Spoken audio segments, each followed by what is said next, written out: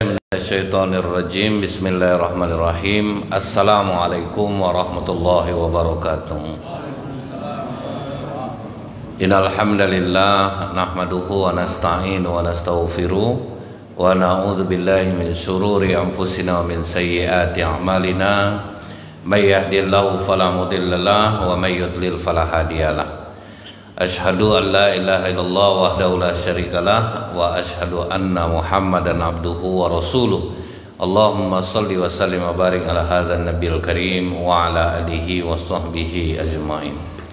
Bapak Ketua Masjid beserta pengurus yang saya hormati, alim ulama, tokoh masyarakat, cerdik pandai, Bapak Ibu, orang tua yang saya muliakan, hadirin hadirat yang semoga kita semua senantiasa dirahmati oleh Allah. Kita awali kembali bersyukur kepada Allah dengan mengucapkan alhamdulillahirabbil alamin. Allah masih memberikan kita kekuatan iman sehingga kita ringan hadir di masjid ini, dan jangan pernah merasa karena kitalah kita mampu beribadah. Semua itu karena hidayah Allah. Disinilah banyak orang ahli ibadah yang terjebak sehingga sia-sia amal ibadahnya. Begitu juga dengan ilmu, Pak. Sebetulnya Allah yang menganugerahkan kepada kita, tapi kadang karena menurut kita, kitalah yang mendapatkan ilmu itu, sehingga tidak jarang orang-orang yang mempunyai ilmu agama ini cenderung menjadi orang-orang yang sombong, dan dia akhirnya terjebak sehingga bisa dia menganggap rendah orang lain. Contohnya ulama Saudi yang menjadi ateis jadinya, Pak. Itu saking cerdasnya itu. Abdullah Al-Qasimi namanya, Bu. Bukunya aja menjadi rujukan para ulama di dunia. Tapi akhirnya dia meninggal dalam keadaan ateis. Karena dia merasa ilmu itu karena dia, Pak. Ibaratnya orang menyangka dia itu adalah ulama besar abad ini setelah Ibnu Taimiyah. Rupanya akhirnya murtad. Jadi kalau kita yang merasa ibadah ini karena diri kita, ini sudah pernah disampaikan oleh Allah, Pak, dalam hadis qudsi. Ada orang yang beribadah siang dan malam, bahkan dia berpuasa setiap hari. Ini diceritakan Rasulullah kepada para sahabat. Sampai saking sayangnya Allah sama dia, Pak, setiap hari dia itu ditumbuhkan Allah pohon delima untuk dia berbuka. Jadi pohon itu berbuah terus. Begitu dia sudah meninggal di akhirat, apa kata Allah? Masukkan dia ke dalam surga karena rahmat dan kasih sayangku. Begitu dia dimasukkan ke surga karena rahmat dan kasih sayang Allah, protes dia, Pak. Kok aku masuk surga bukan karena amal ibadahku, ya Allah? Kok karena rahmat dan kasih sayangku? Karena dia ngandalkan aku yang ibadah, tidak ada buat dosa. Tapi kok bisa aku masuk surga karena rahmatmu? Kok bukan karena amal ibadahku? Kata Allah, naikkan dia balik. Dinaikkan dia balik. Sekarang timbang amal dia dengan satu nikmatku saja, sebiji mata. Tidak usah dua mata lagi, sebiji mata aja. Ternyata lebih berat mata ini ketika ditimbang. Kata Allah, masukkan dia ke dalam neraka. Oh, ampuni aku ya Allah, biarlah masukkan aku ke surga karena rahmat dan kasih sayangmu. Tapi kok bisa lebih berat mata itu daripada amal ibadah? Akhirnya kata Allah kepada mata, wahai mata, silahkan kau berbicara. Apa keluhan mata nih, Pak? Dia beribadah aja kerjanya, ya Allah, sampai sakit aku dibuatnya. Aku udah ngantuk, dipaksanya juga ibadah. Kata Allah, dosa yang kau buat kepada sebiji matamu itu tidak sebanding dengan amal ibadahmu. Jadi kita ini jangan pernah merasa karena kita ini bisa rajin beribadah, karena banyak yang merasa itu, Pak. Kadang kalau cerita sama orang, kalau saya kalau duha tuh kalau ndak 12 rakaat tuh ndak enak, macam seolah-olah dia sampai ibaratnya tahajud tuh divideokan tuh, Pak. Kan suruh anak bangun, tolong videoin mama, video terus tahajud. Itu nanti langsung di-upload ke IG gitu, Pak, ya, bahwa dia tuh kuat tahajud, dia kuat puasa. Ibu sahur tadi pagi, Ibu. Saya sama air putih aja udah cukup. Nah, seolah-olah kekuatan tuh sumbernya dari diri dia sendiri. Nah, ini yang harus kita waspadai orang-orang yang sudah rajin beribadah. Jangan sampai jadi salah kita menganggap segala amal yang kita lakukan ini karena kekuatan kita sendiri. Itu yang tidak boleh. Bersolawat kita kepada Rasulullah sallallahu alaihi wasallam dengan ucapan Allahumma shalli ala Muhammad wa ala alihi wasallim. Satu-satunya amalan yang tidak perlu niat yaitu bersolawat. Mau ikhlas tidak ikhlas, solawat itu tetap sampai kepada Rasulullah. Nah itu bedanya solawat ini. Mudah-mudahan ringan lisan kita ini bersolawat kepada Rasulullah. Dengan begitu kita lebih mudah memahami akhlak Rasulullah dan lebih mudah lagi untuk mengamalkan jalan yang diajarkan oleh Rasulullah SAW. Rasulullah mengatakan, Pak, orang yang rugi di bulan Ramadan ini keluar dari Ramadan tapi dia tidak mendapatkan ampunan Allah. Menurut kita udah puasa nih Bu, kan? Udah kita jalankan sholat tarawih. Tapi siapa kira-kira orang yang tidak diampuni oleh Allah? Jadi kalau mendengar ceramah Rasulullah di Idul Fitri, jadi kita dapatkan 3 orang yang tidak diampuni oleh Allah ini. Yang pertama itu akul walidain, anak yang durhaka kepada kedua orang tuanya. Sa'ad bin Abi Waqqas, Bu, dia waktu masuk Islam itu, Pak, sempat diancam oleh ibunya. Pertama dia dikurung, Pak, Sa'ad bin Abi Waqqas. Kau tinggalkan agama Islam ini. Kalau tidak aku penjara kau. Di penjaranya Sa'ad bin Abi Waqqas, sama sekali Sa'ad bin Abi Waqqas tidak ada bergeming, tetap mempertahankan akidahnya. Tidak bisa nampaknya di penjara. Akhirnya disiksa. Begitu Sa'ad bin Abi Waqqas disiksa pun tidak mengubah pendiriannya. Akhirnya ibunya memilih jalan lain, Bu. Memutuskan untuk mogok makan. Sampai akhirnya badan ibunya ini sudah loyo, sudah tidak ada tenaga lagi. Kata Sa'ad bin Abi Waqqas, wahai ibu, andaikan ibu memiliki 100 nyawa, kemudian nyawa ibu meninggalkan ibu satu persatu, tidak akan pernah aku tinggalkan agama ini. Makanlah ibu, percuma, aku tidak akan tinggalkan Islam ini. Akhirnya ibunya mau makan, kemudian ya sudahlah, kau mau Islam lah kau. Kejadian ini disampaikan kepada Rasulullah, Pak. Diceritakan oleh Sa'ad bin Abi Waqqas kata-kata dia kepada ibunya, wahai ibu, sekalipun engkau memiliki 100 nyawa, kemudian nyawamu meninggalkanmu satu persatu, aku tidak tinggalkan agama ini. Kata Rasulullah, kau tidak boleh berkata seperti itu kepada ibumu Sa'ad. Nah, padahal tuh kalau menurut kita kan masih lembut tuh, Pak. Kena Sa'ad bin Abi Waqqas sama Rasulullah. Karena kedudukan orang tua ini dalam Islam, kata Rasulullah, anak yang paling berbakti itu adalah anak yang memperlakukan orang tuanya seperti seorang penguasa zalim dan dia sangat takut kepadanya. Gimana kita takut dengan orang zalim? Itulah anak yang paling berbakti. Nah, yang macam ini payah nyarinya sekarang nih, Pak. Yang betul-betul menurut apapun kata orang tuanya itu diturutinya, Bu. Kendati pun kadang-kadang akhirnya dia mengorbankan dirinya sendiri. Memang ada tuh, Bu, ya, berbeda dia, Pak. Ibunya ini sangat mencintai dunia. Suami anaknya ini kaya raya.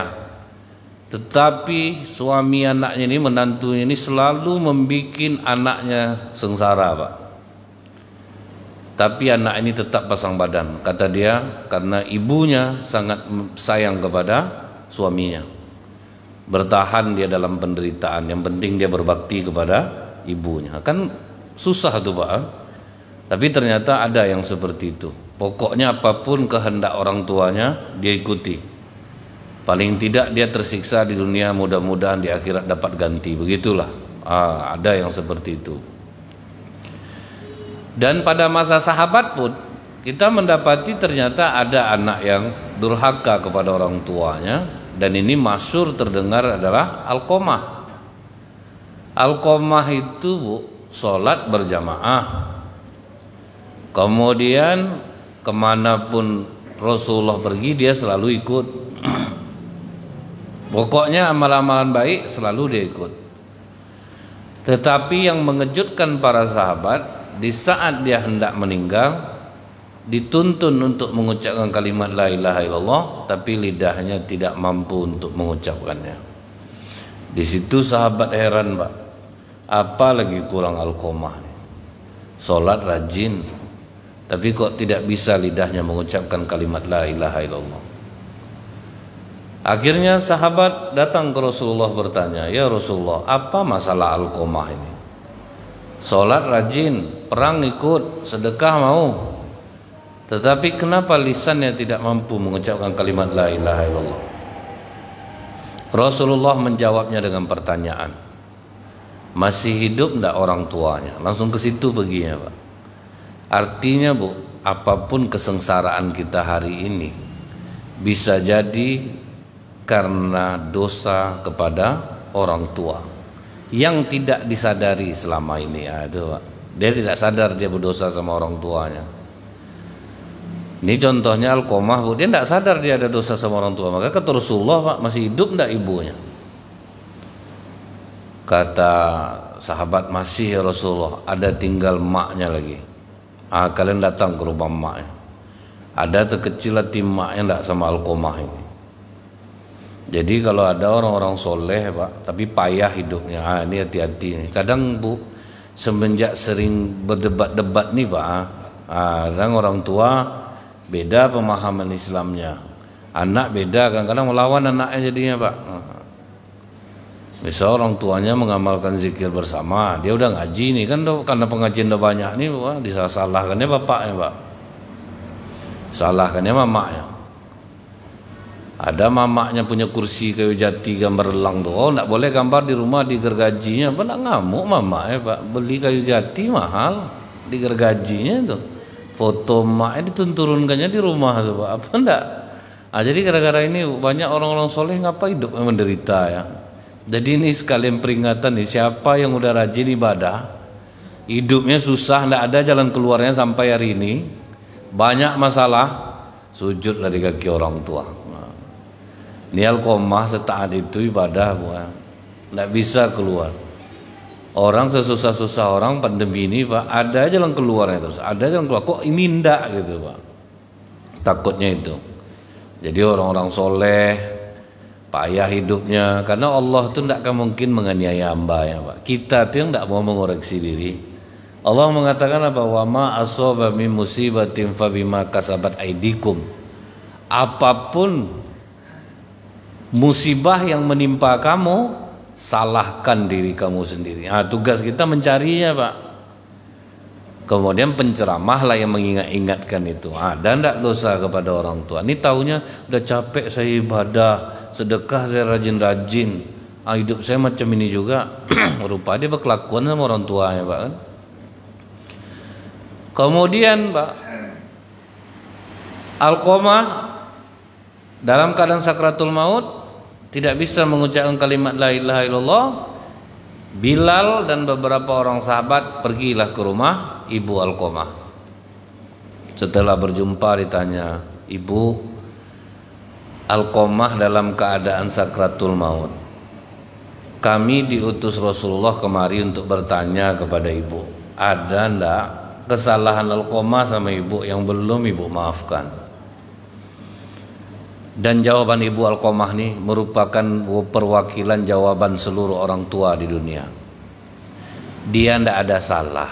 Itu orang tua banyak tuh, Pak. Dia anak baik, ndak ada dosanya sama saya. Pokoknya kalaupun ada, sudah jauh-jauh hari saya memaafkan. Kita kan kalau anak minta maaf gitu terus kata kita, Bu. Padahal di hati masih ada tersangkal nih, Pak. Kata Bilal, oh berarti ya aman nih, udah dimaafkan orang tua ya. Pergilah Bilal ke tempat Alqamah. Alqamah, ternyata kau tidak punya salah kepada orang tua. Ucapkan kembali la ilaha illallah. Tapi tetap tidak bisa mengucapkannya. Bilal pun datang lagi ke Rasulullah. Kok aneh ya Rasulullah? Kata ibunya dia tidak punya salah, tapi dia tidak bisa mengucapkan kalimat la ilaha illallah. Rasulullah mengatakan kalau begitu ayo sama aku kita pergi. Pergilah Rasulullah ke rumah Ibu Alqamah.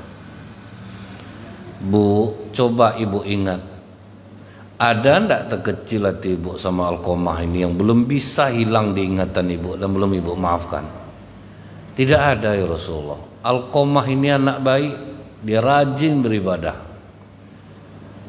Kalau ibu tidak mau memaafkan Alqamah, Bilal, sini Bilal, datang Bilal. Kumpulkan kayu bakar Bilal. Kita bakar Alqamah. Kasihan ruhnya tidak bisa keluar dari tubuhnya. Mendengar anak mau dibakar tuh Pak, langsung surut hati ibu ya. Jangan bakar Alqamah ya Rasulullah. Aku ingin jujur, memang ada dosa Alqamah ini sama aku, belum bisa aku melupakan itu, masih tersangkut di hati aku ini. Apa itu ibu? Semenjak dia menikah, dia lebih memuliakan istrinya daripada aku. Nah ternyata Pak, di zaman sekarang inilah yang paling banyak.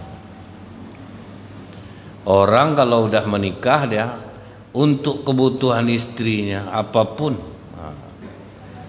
Tapi kalau orang tuanya minta dibelikan aja daster bu, harga 45.000 tuh.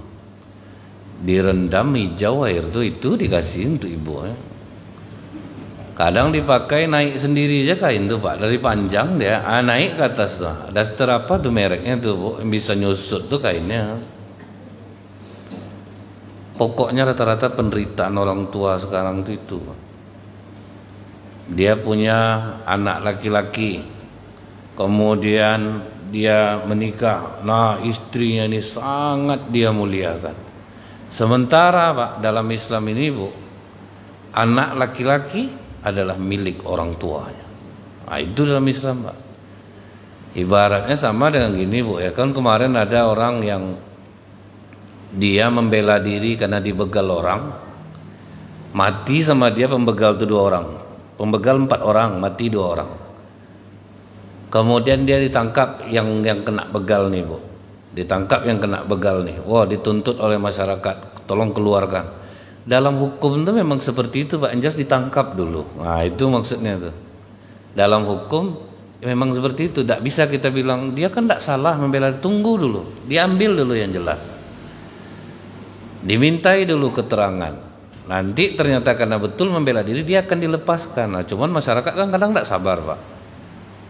Begitu juga dengan orang berumah tangga, menganggap ngapa pula milik orang tua, dia kan udah beristri ya kan gitu Pak. Memang itu dulu, kembalikan ke situ, ke hukum asalnya dulu. Jadi anak laki-laki ini bu ya, apapun yang ada pada dirinya adalah milik orang tuanya. Misalnya nih bu ya, berapa isi dompet anak laki-laki Pak, datang orang tuanya ngambil hak dia, hak orang tuanya. Cuman tidak mungkin pula macam itu kan Pak, gitulah kedudukan anak nih bu. Dan sebetulnya kalau orang tua sakit, itu yang merawatnya sebetulnya anak laki-laki, bukan anak perempuan. Dalam Islam ya bu ya. Cuman banyak kalian lah yang perempuan, apain lah mama tuh kan gitu Pak ya. Sebetulnya tidak, asal tidak malu mamanya anak laki-laki yang merawatnya. Kecuali permintaan mamanya, aku kakak kalian lah, itu beda Pak. Nah jadi ini dosa yang paling banyak sekarang. Banyak anak laki-laki ini dia tidak mau berkunjung ke rumah orang tuanya. Dia ngupload dia jalan-jalan Pak, tapi bapak emak tidak benar dibawanya. Wah itu kedurhakaan yang sering sekarang terjadi itu Pak. Anak dibelikan pakaian bagus-bagus, tas bagus-bagus, emaknya, saya kok nampak nenek-nenek pakai tas bagus, langsung saya tembak, sisa menantu ya nek, rata-rata iya bu. Udah rusak resletingnya Ustaz, baru dikasih ke saya. Kapan nenek bisa makan Kentucky? Sisa cucu. Kapan bisa makan pizza? Sisa cucu, itu yang dapat. Jadi makanya sekarang ini bu, banyak rumah tangga itu hancur Pak. Dikarenakan Tidak ada lagi istri, menurut istri kan dalam Islam ini kan sebaik-baik belanja itu kan diberikan kepada istri, betul kalau disampaikan ke situ juga. Cuma harus kita imbangi juga, anak laki-laki dia milik orang tuanya, gimana ngimbanginya itu. Jadi jangan gara-gara memuliakan istri, orang tua akhirnya diabaikan.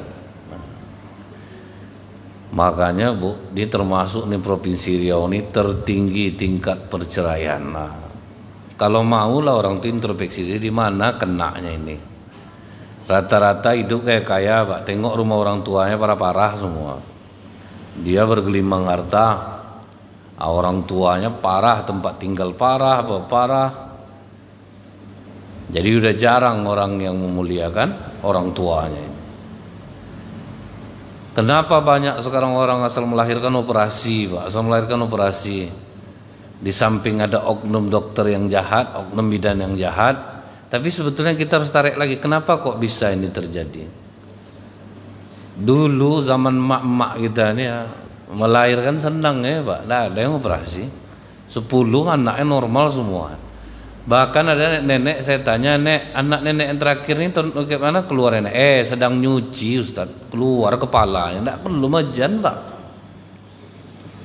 Ada nenek terakhir dia lahir anaknya tahun 82. Umurnya waktu itu udah tua Pak, dia melahirkan tuh. Sampai abang-abangnya kurang menganggap lah, karena jarak yang terlalu jauh antara anak yang sebelumnya dengan dia.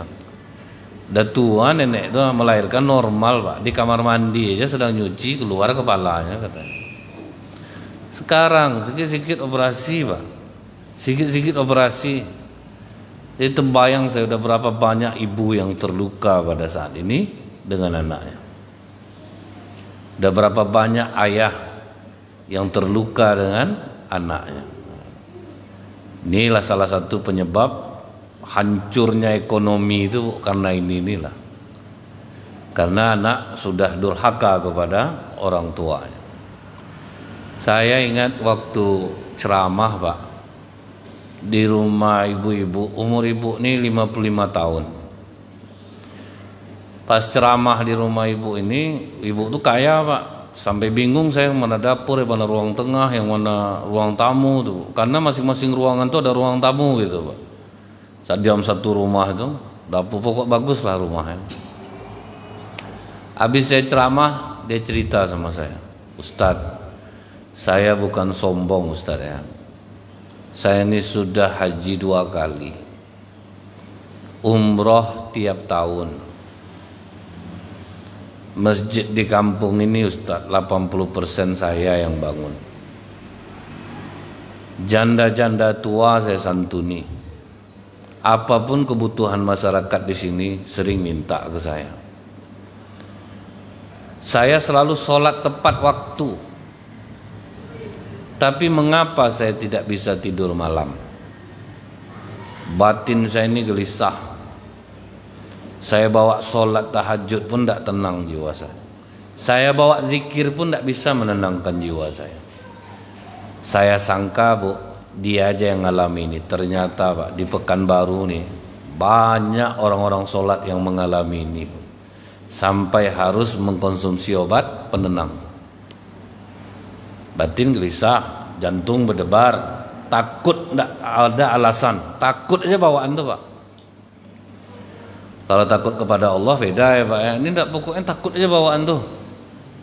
Kecurigaan tinggi, diikut orang di jalan rasa-rasa kena rampok aja kita rasanya. Padahal barang kita tidak ada, isi tas sisir aja padahal Pak, tapi bangkit ketakutan.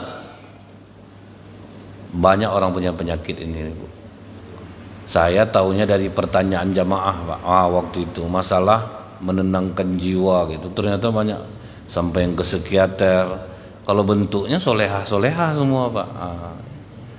Kalau ditengok gaya kita nih macam-macam orang-orang tenang betul jiwa.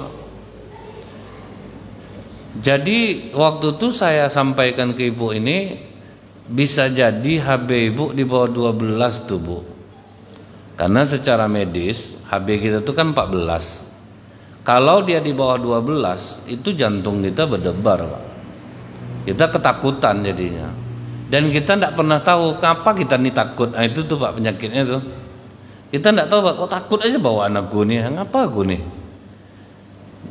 Kalau pas di luar pengen cepat-cepat pulang, udah di rumah bangkit takut Pak, pengen lah keluar jadi. Datang ibu tuh bilang kalau HBC normal Ustaz. Apalagi yang kena ibu ini kalau amal soleh udah semuanya. Jadi saya katakan ya kalau itu nggak tahu juga saya Bu ya, karena ibu amal soleh ibu udah banyak lah rasanya, seharusnya udah cukup menenangkan jiwa ibu. Tapi rupanya Allah ini maha sayang Pak. Beberapa minggu kemudian saya ceramah di satu masjid Bu. Entah mengapa mata saya ini tertuju kepada seorang nenek-nenek. Sebanyak itu jamaah Pak, asal ke nenek itu lama mata saya sampai grogi nenek itu Bu. Udah memen jilbab nenek itu Pak, itu memen sejadah itu Pak ya. Jadi tengoknya saya sedikit senyum, dia bangkit lah takut saya Bu kan. Nenek-neneknya sama atuk-atuk ya Pak. Cerita kadang tak lepas kan, atuk-atuk cerita cewek kadang Pak duduk tuh kan. Ya nenek-nenek ini sama juga. Itu waktu yang di Jakarta Pak banjir. Basarnas mau menyelamatkan nenek-nenek di atas atap. Nggak mau nenek nih Bu. Mana yang ganteng tadi katanya, baru mau dia turun katanya. Ah, mau. Mintanya yang ganteng Pak. Udah mau diselamatkan pun Pak ya. Udah di atas atap dia duduk, tidak mau dia diselamatkan. Dia minta mana yang ganteng tadi itu. Sama aja rupanya Pak. Selera itu tetap ada. Selera ini tidak hilang rupanya. Kadang bapak ngumpul itu gak cerita. Saya kan dia kok semangat bapak nih goes gitu Pak ya, pakai sepeda gitu Bu ya. Ada udah macam keluarga juga lah masjid tuh sama saya Bu, karena kita udah ngisi bertahun-tahun itu kan macam keluarga Pak. Jadi setiap saya ceramah Ahad subuh itu Bu, ada serombongan orang yang gelisah. Gelisah itu apa? Karena habis subuh makan lagi Pak kan, tuh baru main sepeda. Nah dia ini orang-orang rajin pengajian tapi ditengoknya jam, wah dia mau bersepeda nih Pak. Jadi taunya saya Bu ya, ketua masjid bilang kita Ahad ini nanti gotong royong nggak gatal-gatal kepala orang tuh semua. Nggak usah lah hari Minggu ketua kan. Ah situ saya tahu pas makan tuh Bu kan. Dia ini Ustadz orang ini gelisah kalau hari Minggu. Dia ini mau main sepeda. Dia udah ada tempat singgahnya bunda-bundanya nih udah ada nih. Minggu ini di bunda ini singgah orang-orang kantin Pak selera aja yang ada lagi itu istilahnya udah hiburan aja lagi kalau sanggup tuh enggak lagi. Oh sejak itu tuh Pak ya enggak ada lagi. Asal dari Ahad Bu saya lama-lama kan ceramah memang untuk bergurau jadinya lagi Pak ya. Gimana supaya payah orang main sepeda. Jadi sama aja Bu, atuk-atuk nenek-nenek sama. Setelah saya ceramah Pak, nenek tuh Bu yang saya pandang lama tadi didekatinya saya. Nah Ustadz ngapa memandang nenek dari tadi gitu. Bangkitlah gembung saya Pak kan. Minta maaf saya Nek ya. Saya nengok wajah nenek ini Nek, ingat saya jamaah saya Nek. Namanya Bu Ajah ini. Umurnya 55 tahun, tinggalnya di daerah ini. Anak saya tuh Ustadz. Ah rupanya Pak. Makanya saya pandang nenek kok mirip ya sama ibu yang bertanya sama saya tidak bisa tidur tuh Pak. Ketemu mak ya. Gimana dia sama nenek-nenek? Wah langsung menangis nenek ini Pak. Tinggal satu kota Ustadz, tapi jarang menjenguk saya. Itu banyak Bu, anak-anak sekarang nih ya. Tinggal dekat tapi tidak mau main ke rumah orang tuanya. Karena dia udah mulai bosan, maknya cerita itu aja. Kan karena mama udah lah tuh itu aja cerita mama, muak orang dengarnya. Padahal gantian lagi. Waktu kita kecil kan kita yang bertanya. Udah tua orang tua kita lah menyediakan telinga lagi untuk duduk. Almarhum mak saya Bu ya, tugas saya tuh tiap hari datang ke rumah itu hanya untuk mendengarkan cerita dia. Jadi setiap hari tidak pernah libur saya datang sampai beliau wafat. Jadi tugas saya itu duduk di depan dia, matikan HP, dengarkan cerita dia.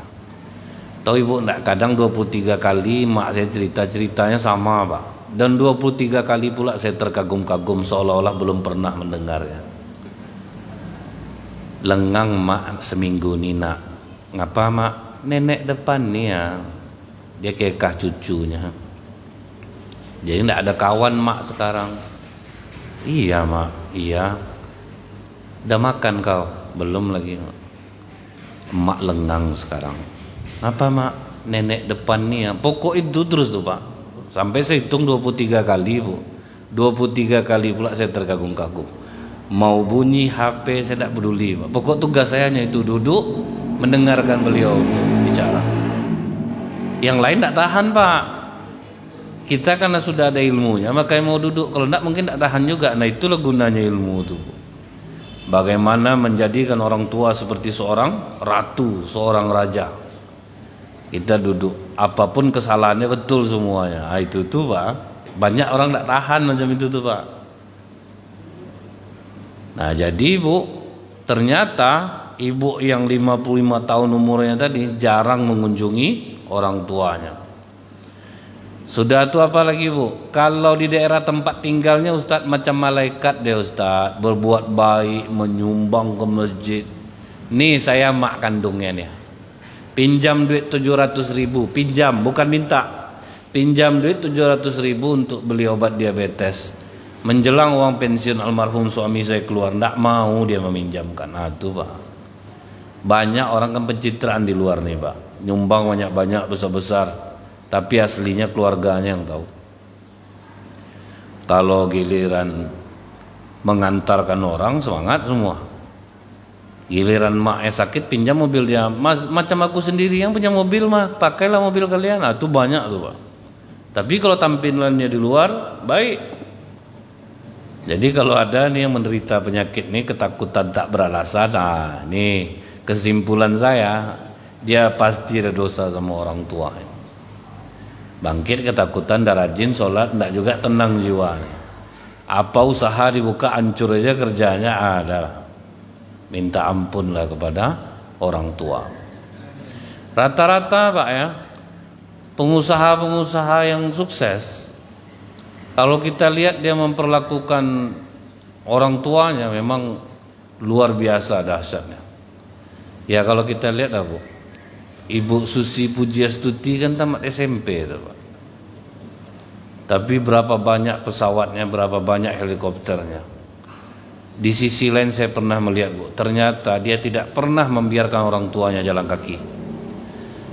Helikopter di sana, orang tua di sini digendong pak. Nah itu bu ya. Jadi walaupun dia bentuk itu, tapi banyak yang kita pelajari dari dia pak. Cara dia memuliakan orang tua. Digendong di bahu nih pak orang tua ya, masuk ke helikopter. Apa ndak kaya raya dibuatnya pak, betul-betul macam ratu mak itu dibuatnya. Bukan orang lain disuruh menggendong pak, dia yang menggendongnya. Kalau banyak orang kan diupahkannya bu, kalau orang tuanya udah parah itu pak diupahkannya orang. Dia hilangkan kesempatan.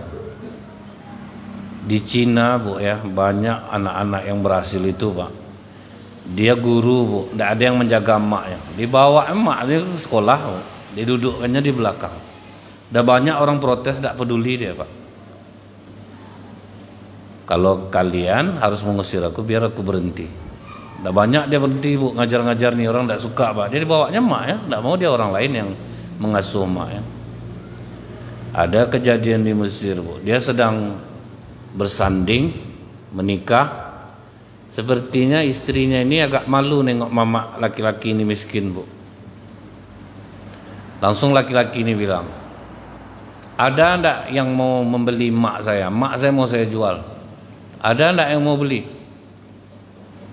Diam orang semua ibu. Kalau kalian tidak ada yang mampu membelinya, mamaku ini tidak ada harganya. Langsung dia turun, digendongnya mak ibu. Ditinggalkannya pelaminan tuh.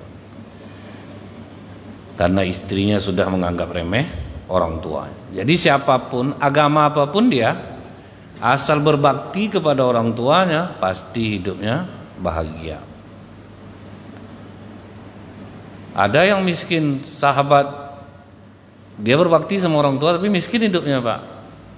Rasulullah pernah memanggil Umar dan Ali bin Abi Thalib. Wahai Umar, wahai Ali, akan hidup setelah aku wafat nanti seorang pemuda yang berasal dari Yaman, namanya Wais Al-Qarni. Dia tidak terkenal di bumi, tapi dia sangat terkenal di langit. Kalau jumpa kalian orang ini, minta doa sama dia. Sahabat yang dijamin masuk surga, Pak, disuruh minta doa sama dia.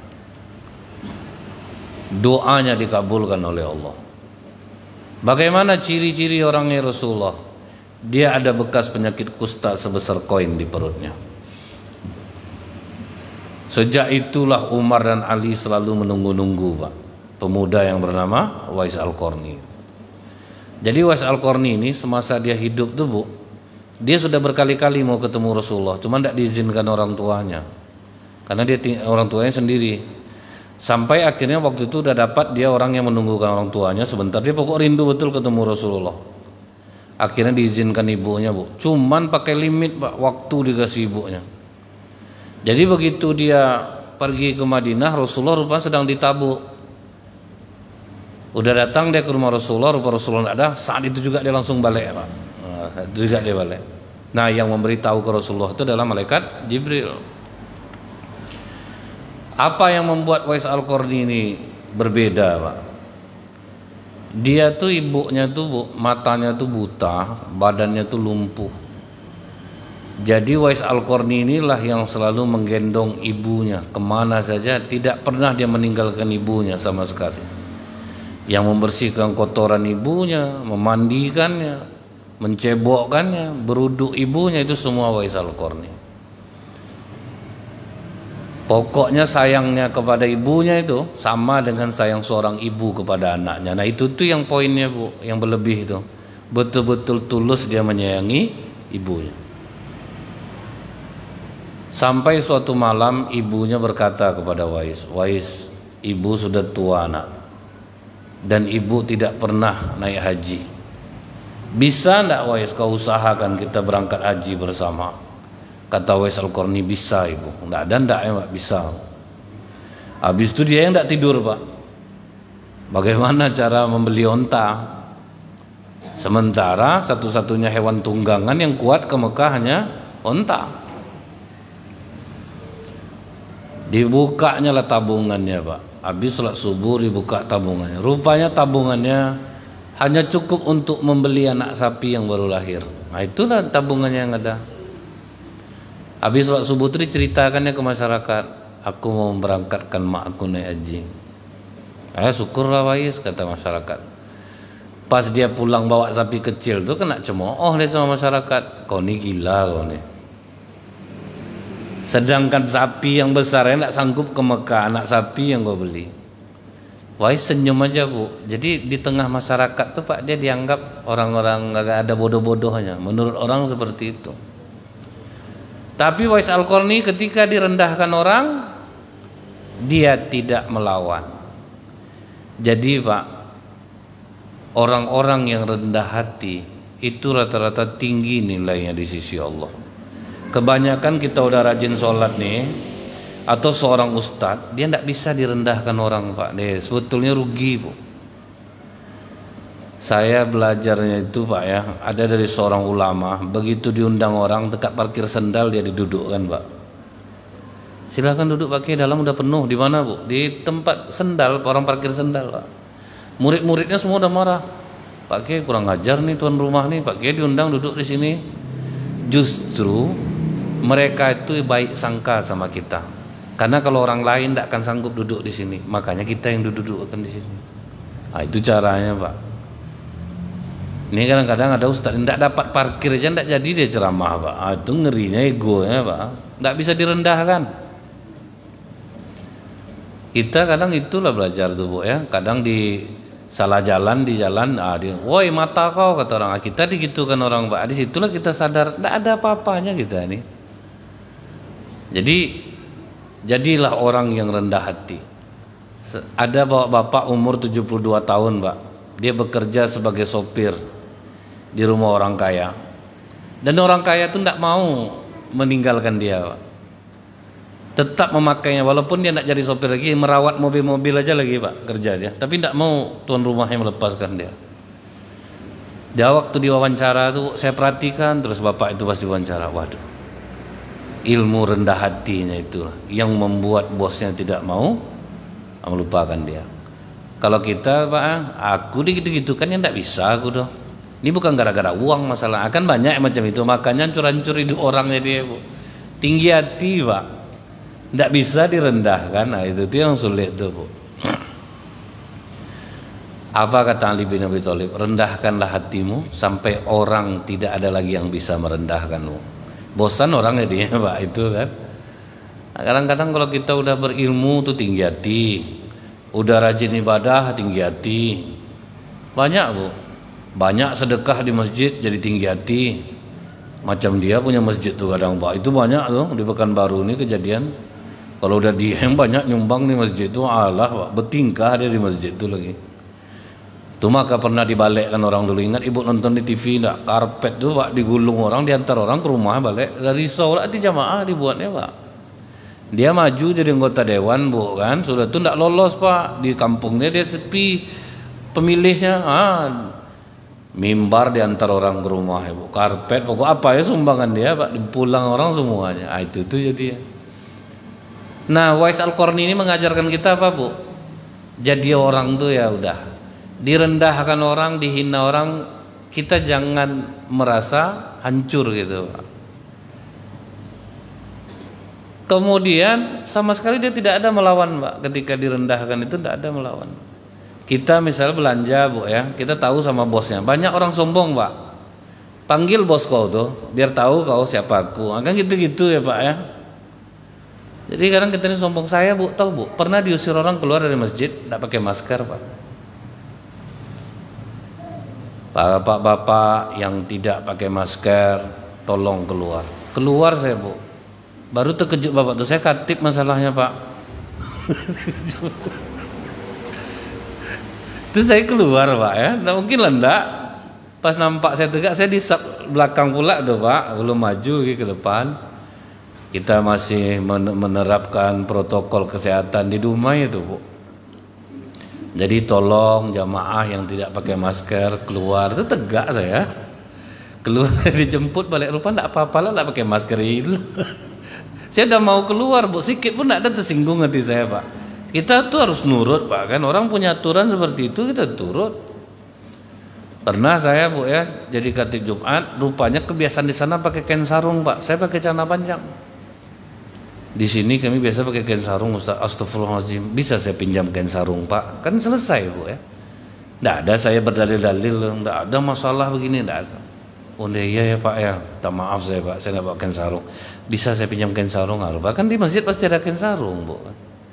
Jadi jangan sok merasa tinggi hati. Apa yang dilakukan Wais Al-Qarni dengan sapinya kecilnya ini Pak? Dibuatnya, dicarinya bukit di Yaman yang paling tinggi. Di situ dibikinnya kandang sapinya Pak. Tambah kena ejek dia sama masyarakat. Apalah salah di bawah kau buat? Stres kau nih Wais. Di bawah aja buat kandangnya, senang kau lagi mau membawa dia makan. Wais Al-Qarni tetap diam. Jadi kerja dia apa Bu? Habis sholat subuh, lari dia ke atas bukit yang tinggi itu, digendongnya sapinya, lari-lari lah dia turun ke bawah. Habis sholat asar, digendongnya balik sapi itu, lari-lari dia balik ke atas. Dan itu berlangsung selama beberapa bulan, sampai sapi itu besar digendongnya turun naik bukit. Rupanya tujuannya cuma satu, dia ingin menggendong ibunya naik haji jalan kaki, itu tujuannya. Latihan dia selama beberapa bulan Pak. Jadi tidak sadar Bu, sapi itu dari kecil digendongnya, tidak sadar udah besar Pak. Karena tiap hari digendong mana ada terasa lagi Pak kan? Sama ibu-ibu hamil kadang berapa kan dari kecil lama-lama kan macam biasa aja bawa itu. Jadi apa katanya kepada ibunya? Ibu, sudah siapkah ibu berangkat naik haji bersamaku? Pakai apa Wais? Seperti biasa Ibu, Wais gendong Ibu. Jauh tuh nak. Ibu tidak terasa perubahan badan Wais. Pegang sama Ibu, wah keras badan kau. Ngapa kau nih? Aku tidak sanggup membeli onta Bu. Jadi aku beli anak sapi baru lahir, aku cari kandangnya di atas bukit. Tiap hari aku naik turun bukit itu menggendong sapi itu untuk latihan aku ingin menggendong ibu naik haji jalan kaki karena aku tidak bisa membeli onta. Udah latihan berapa bulan tuh enteng dia ngangkat ibunya lagi bu. Karena jarak Yaman ke Mekah itu kan 400 kilo pak. Kalau tidak kuat fisik gimana coba? Mulailah dia jalan kaki bu. Karena kan jarak tempuh berbulan-bulan. Di belakang makanan, di depan ibunya digendong jalan kaki. Wah. Udah latihan kan udah enak pak. Fisik udah kuat. Baru orang terdiam, wah ini tujuan si Wais nih rupanya. Nah, jadi biarlah di belakang orang akhirnya membingungkan ini maksudnya rupanya. Setelah rukun wajib haji dilaksanakan, pas pulangnya ibunya bertanya pak, apa doa kau kepada Allah Wais? Aku doakan orang tua aku masuk surga ibu. Marah ibunya pak. Ngapa kau doakan kami? Seharusnya kau tuh berdoa untuk kau, tubuh kau tuh banyak penyakit kustanya, orang geli dekat dengan kau. Kenapa kau tidak minta sembuh? Kata Wais Al-Qarni, kalau kami sebagai anak yang mendoakan orang tua ibu, orang tua kami pasti diampuni Allah dan orang tua kami masuk surga. Sementara kami sebagai anak hanya bisa masuk surga kalau orang tua kami ridho kepada kami. Nah itu tuh pak. Jadi anak tuh bu ya bisa masuk surga kalau orang tuanya ridho. Karena kedudukan orang tua dalam Islam nomor 2 setelah Allah. Wa'budullaha wa la tusyriku bihi syai'aw wa bil walidaini ihsana. Termasuk murid-murid yang cerdas itu rata-rata karena mereka berbakti sama gurunya. Jadi guru itu orang tua tuh pak. Ibu tahu enggak? Anak murid yang durhaka kepada gurunya tidak akan mati sebelum dia merasakan penderitaan di dunia. Itulah ngerinya guru bu. Orang tua kedudukannya di rumah, di sekolah guru.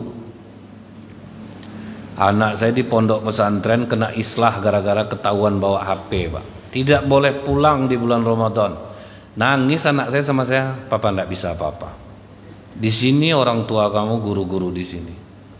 Terserah mereka mau menghukum kamu. Bahkan kalaupun kamu dipukul jangan pernah menahan tangan guru. Kalau anak-anak kan dibela macam ini betul mah udahlah keluar aja lah dari sini. Nah, itu yang banyak hancur tuh pak. Buat macam orang tua kita didik kita dulu, kena tampar di sekolah, awak ditampar sama guru pak, tidak ada salah. Sebelah mana kau kena tampar dari kanan, nah sini kiri kau tuh ketepak, ada kena lah balik pak. Tidak ada bu, percuma ngadu dulu pak. Dulu saya termasuk orang yang benci sama bapak saya karena sangat ekstrim mengajarkan agama, ekstrim pak. Sholat jamaah ini jangan coba-coba tidak di masjid. Diumumkan ya pak di masjid tuh. Ibu-ibu kalau ada anak saya Nazril yang masih ada di depan rumah ibu-ibu usir dia. Nah, macam itu bu. Subuh tidak bangun disiramnya sampai malu jemur kasur pak. Kau udah besar kencing juga kau lagi sampai itu kata masyarakat. Sempat saya benci sama bapak saya pak. Dipaksa saya sekolah agama dipaksa. Setelah lama baru saya beruntung saya punya orang tua. Kalau sempat orang tua saya meloyo ngajar saya dulu pak, jadi apa saya sekarang? Tuh bu ya. Jadi orang yang durhaka sama guru sama orang tua, nah itu parah-parah hidupnya bu. Tapi kalau orang yang berbakti sama orang tua sama guru, waduh, itu seperti Pak Freddy Chandra pak namanya. Dia pengusaha kabel bawah laut. Kabel bawah laut itu kan mahal tuh pak. Itu tahu ibu, dikumpulkannya gurunya dari SD sampai dia kuliah pak, diajak tur jalan-jalan. Diajaknya jalan-jalan pakai tim medis lah tuh pak, untuk mengawasi kesehatan guru-guru. Ngeri bu, bakti dia sama guru-guru. Jadi orang seperti ini insya Allah sukses dia. Nah kemudian ibu kata Wais, mengenai penyakitku ini aku ridho ibu. Tidak mau dia minta sembuh sama penyakitnya pak, aku ridho katanya. Karena bagi orang muslim sakit itu adalah menggugurkan dosa-dosanya bu. Ini baru asal sakit baru pak, data berapa makan obat dah segoni udah agak. Saya kadang-kadang itu takut saya pak dengan cerita sakit nih pak. Dia kalau udah 60 ke atas pengajiannya bu ya, cepat-cepatlah keluar saya itu pak. Kalau enggak pak habis ceramah tuh cerita sakit pak, dan saling membanggakan sakitnya masing-masing. Saya baru balik dari Malaka, scan kemarin kepalanya. Sebelah mana kena bang? Ini kanannya enggak. Abang baru kanan, aku kiri ini bang, tengkuk belakangnya sakit nih. Ini pinggang. Pak, bagus lari lagi. Turun imun kita dibuatnya pak. Kalau orang cerita sakit nih bu. Tapi waktu di rumah sakit Tabrani, saya nengok ibu-ibu bapak yang check up itu bu, udah macam reuni dia di sana pak. Dinikmatinya sakit tuh bu, bawa nasi pak. Itu yang mantap tuh. Itu di Tabrani itu pemandangan biasa tuh pak. Orang-orang tua yang sakit-sakit tuh yang ceknya di harinya sama, padahal lama dokternya mereka tahu bu. Tapi udah janjian pak, datangnya pagi jam 10, bawa nasi pakai rantang, macam reuni deh bu. Bahagia dia dengan sakit tuh pak, berjumpa kawan-kawan. Itu kan obat tuh pak. Jadi sakit ini bu, kita mengobatinya jangan minta terburu-buru disembuhkan oleh Allah. Pokoknya udahlah, penting sakit berobat. Dulu ada orang bu ya, sakit jantung parah sampai akhirnya dipasang alat di jantungnya nih. Tapi wajahnya senantiasa tersenyum pak. Padahal orang duduk dekat dia, dekat pesawat tuh ketakutan pak dengar bunyinya tuh pak. Kan macam bunyi detak bom pak. Kalau orang pasang alat jantung tuh duduk sebelahnya terdengar bunyinya tek. Langsung ketawa dia sama orang sebelah, kamu takut ya? Seperti ada suara bom. Saya baru pasang alat di jantung saya. Saya pokok sampai nanti ke negara saya akan belajar ini lagi, belajar. Makin semangat dia jadinya pak. Jadi sakit itu justru membuat dia bersemangat. Ada anak Indonesia yang kena HIV AIDS tapi bisa dia menikah pak. Kebal terhadap penyakit. Begitu dia divonis AIDS, bukan berduka dia pak. Diingatnya ini gara-gara kelakuan aku nih. Aku harus berubah. Sejak itu rajin dia olahraga bu, betul-betul dimanfaatkannya waktu itu. Belajar dia lagi, kuliah dia lagi, sampai keputusan dokter, walaupun dia AIDS, dia menikah tidak akan menularkan. Itulah satu-satunya anak Indonesia bu. Dia menjadikan kesalahan dia untuk berubah. Dia tahu dia kelakuan saya dulu bebas macam ini. Ini akhirnya saya jadi seperti ini. Saya harus berubah. Sejak itu semangat dia bu, olahraga apa semua, belajar lagi dia. Kadang kita sakit nih bu ya, menguntungkan bagi orang. Saya ada punya teman, saking banyaknya anaknya menderita penyakit dari bayi pak. Jadi saya kalau ada apa-apa bu, nanya obat ke dia pak. Justru tahu dia loh bu daripada orang apotek, karena dia pelakunya di lapangan pak. Anaknya itu sering sakit. Dia itu yang ngasih tahu kalau ini coba obatnya ini, kalau ini coba kan ada hikmahnya berarti itu bu. Nah jadi kata Ibu Wais nih, kau tahu ndak nak syarat seorang anak masuk surga? Menurut perintah orang tua ibu. Sekarang ibu perintahkan kau untuk berdoa kepada Allah. Minta sembuhkan penyakit kau tuh. Karena maknya minta pak, akhirnya diangkatnya tangannya ke langit. Ya Allah, ini bukan permintaanku ya Allah, tapi ibuku yang memerintahkan aku. Aku memohon kepadamu ya Allah, sembuhkanlah penyakit yang ada di tubuhku ini. Kalaupun kau sembuhkan, tolong sisakan sebesar koin di perutku untuk kenang-kenangan. Ada yang berani enggak pak doa macam itu? Penyakit minta kenang-kenangan pak. Disembuhkan oleh Allah, betul-betul tersisa sebesar koin di perutnya. Jadi bu ya, kalau airbus, penyakit airbus itu bu, saya ingat dulu ada orang kena penyakit airbus tapi tidak pernah ngeluh pak. Saya nampak pas dia buka dadanya, nampak itu pak. Waduh. Saya tanya sama dokter bu, airbus itu gimana penyakitnya dok? Plastik ustaz, dibakar, diteteskan ke kulit, itu rasanya. Tuh ngeri ndak penyakit macam itu bu. Makanya kata orang kalau udah bentuk selempang dia, itu bisa mati. Iya, karena kecil aja udah segitu rasanya pak. Kena angin nih bu, dia di masjid, bapak tuh asal di masjid. Saya curiga dia sering mengginikan pakaiannya pak. Dia kalau kena kain rupanya menjadi pedihnya gitu, tapi tidak pernah mengeluh. Itu pak. Nah jadi bu ya, cara menandakan Wais ini bagi sahabat ya yang sekoin itulah pak. Pas Umar dan Ali di Madinah, datanglah rombongan haji dari Yaman. Ditanya oleh Umar, siapa rombongan dari Yaman? Nunjuk orang dari Yaman. Dari suku Al-Qarani. Nunjuk orang suku Al-Qarani. Siapa di antara kalian bernama Wais? Langsung ketawa orang Yaman, Pak. Anak agak bodoh-bodoh tuh Khalifah. Ada kami bawa tapi untuk jaga ternak. Kata Khalifah Umar, tahukah kalian siapa Wais? Kalau dia meminta ampun, selamat kalian dua kampung. Baru tuh kejut orang, Pak. Bentuk untuk bodoh-bodoh, bukan? Dia wali Allah tapi dia sembayang. Jangan sampai tidak sembayang lah dianggap wali Allah, Pak. Dia rajin sholat Wais Al-Qarni itu. Dicari Umar dia, Pak, dapat. Assalamualaikum Wais, buat bodoh dia, Pak. Tidak usah kau sembunyi dari kami Wais. Rasulullah yang memberitahu kami tentang perihal dirimu. Siapa kalian? Aku Umar. Nah ini Ali. Oh langsung dipeluk ya, Pak. Beruntung aku ketemu sahabat Rasulullah. Kami yang beruntung ketemu kau Wais. Kami diperintahkan Rasulullah kalau ketemu engkau minta doa. Apa tidak terbalik Khalifah? Seharusnya kan saya minta doa sama kalian. Tidak, ini pesan Rasulullah. Tapi boleh tidak kami tengok perut kau Wais? Tengok, nampak Pak ya sebesar koin penyakit tuh. Oh berarti memang kau orangnya. Mohonkan ampun kepada Allah agar Allah mengampuni dosa kau Wais. Setelah dia didoakan oleh Wais Al-Qarni, pesan Wais Al-Qarni, tolong jangan ikuti aku. Nah itu minta, jangan pernah mencari aku lagi. Nah. Jadi kata penduduk Yaman, waktu Wais Al-Qarni meninggal, ramai orang berpakaian putih-putih menyelenggarakan jenazahnya, Pak. Orang tidak ada yang kenal lah itu, Bu, malaikat yang menyelenggarakan jenazahnya. Salah satu amalan besarnya adalah berbuat baik kepada kedua orang tua dan memperlakukan orang tua seperti raja. Siapapun anak bapak ibu yang melakukan ini dijamin sukses hidupnya. Jangan pernah melawan kepada orang tua. Jadi ini yang kata Imam Al-Ghazali, Pak, mohon orang tua bersabar, jadikan anaknya berbakti kepada dirinya. Carilah caranya. Nah saya ada menemukan caranya nih, Bu. Ada sebuah sekolah, Pak, banyak bapaknya orang pintar, ibu orang pintar, tapi ada anak orang miskin, Bu, jadi juara umum di sekolah itu.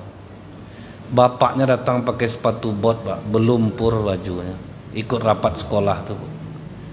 Tapi anaknya juara umum. Waktu dia disuruh, Pak tolong absensi, saya tidak pandai nulis. Nah, bayangkan bapak tidak pandai nulis, Pak. Tanda tangan gimana, Pak? Tidak pandai, saya tuntunkan aja, kata gurunya. Dikasih dia kesempatan, Pak, bagaimana dia cara mendidik anaknya. Dia bilang, saya ini orang tidak pandai baca tulis. Jadi ketika anak saya mengerjakan PR, dia duduk manis saja di sebelah, Pak. Tidak komen dia, Bu. Kalau susah anak saya, dia akan pergi ngambil minum. Itu aja yang dia yang tahu. Pokoknya selalu didampinginya anaknya itu, tapi tidak pernah komen karena dia tidak ngerti, Pak. Kadang saya ajak dia ke tempat kerja, saya tahu dia kerja bapaknya seperti apa. Jadi kadang itu pula, Bu, punya orang tua yang tidak cerdas-cerdas tuh, Pak. Dia tidak banyak komen, tapi coba salah kau tuh. Coba kau pelajarin, itu tuh yang membuat anak itu jadi melawan jadi ya, Pak. Bodoh juga lagi, tengok anak siapa tuh, ada dibanding-bandingkan ya. Jadi kadang itu kita kena ya, Bu. Kita tidak bisa membantu anak kita berbakti sama kita. Karena semua yang dilakukannya kita komen, Pak, dan kita anggap itu salah gitu. Mudah-mudahan ini bermanfaat. Lebih kurang saya mohon maaf. Subhanakallahumma bihamdika asyhadu an la ilaha illa anta astaghfiruka wa atubu ilaik. Assalamualaikum warahmatullahi wabarakatuh.